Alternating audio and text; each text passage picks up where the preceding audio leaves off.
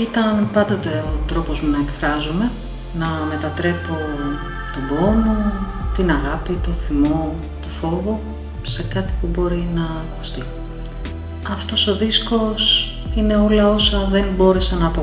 Είναι στιγμές από τη ζωή μου γραμμένες με ήχους και λέξεις. Είναι τραύματα που έγιναν τραγούδια και μια φωνή για όσες δεν μπόρεσαν να μιλήσουν. Χωρίς όμως τους εξαιρετικούς συνεργάτες μου, το αποτέλεσμα δεν θα ήταν το ίδιο. Ο Βασίλης Νησόπουλος ήταν δίπλα μου σε κάθε βήμα της παραγωγής. Ήταν κυριολεκτικά μέσα στο μυαλό μου και με αποκρυπτογραφούσε με τρομακτική λεπτομέρεια.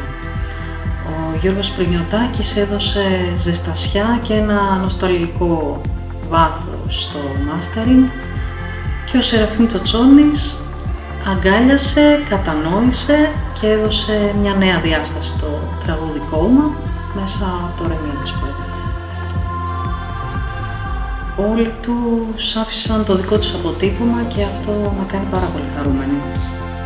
Αν αυτά τα τραγούδια φτάσουν σε κάποιον και του δώσουν δύναμη, τότε αυτός ο δίσκος έχει εκπληρώσει το σκοπό του. Καλή αρχή.